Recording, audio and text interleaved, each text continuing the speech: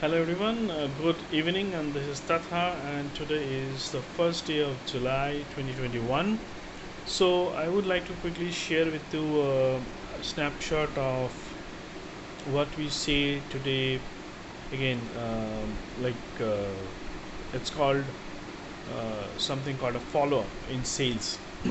So, what is follow up in sales? So, sales has a lot of cycles, and you all know that uh, like we normally start with the cold calling for people, right? So for prospective customers based on some leads, but sales has a lot of other dimensions as well. So if we say in internet sales, or if we say that okay, it's sales within a particular organization where we already have some clients and we want to do some more sales into the same client based on the good work that we have done, so we have to do some follow-ups.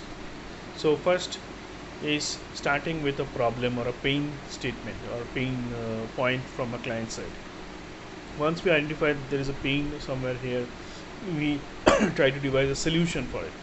Once we have done a solution check, that yes, there are two solutions out of which we think that okay, the best is solution A versus solution B. We go and tell clearly solution A is what will need to be given to you, Mr. Client.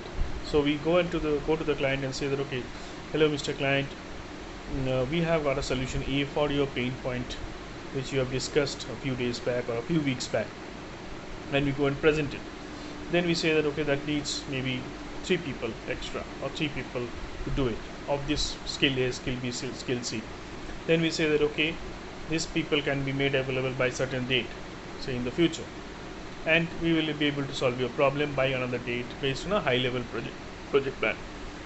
So but then client might need some time to go and check their budgetary conditions, the viability, and the proposal. So what do we do is we go and check with the people what are the things that we are looking at.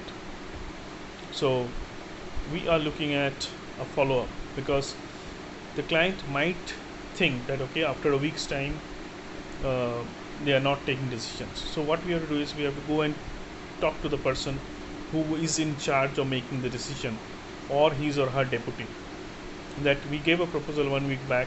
Is there anything which has moved, or is there anything which you still need from us to make the decision better, or is there a problem with the proposal? So you have to go and follow up every now and then, but do not irritate the client. That's important.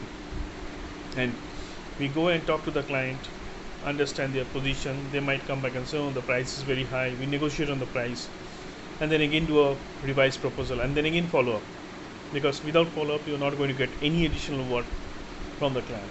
So then we do another follow up. We talk to the client and understand their next steps and when do we want to do.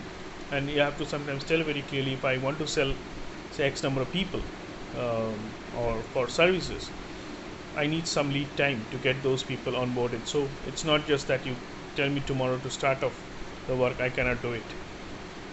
So that follow up is very important in order to do a future planning for you as a whole.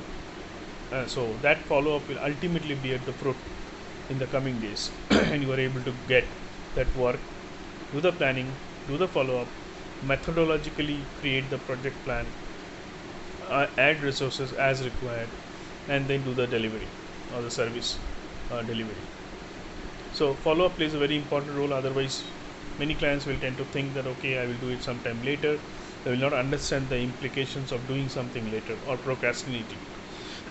Sorry. So please do a follow up regularly at intervals which is scheduled, or maybe in some over some breakfast or dinner or lunch sessions. You can still take this point up in a subtle way to do a follow up and get this additional sales. Thank you for now, and see you tomorrow with a new story. Thank you. This is Tata signing out for now. See you tomorrow. Bye.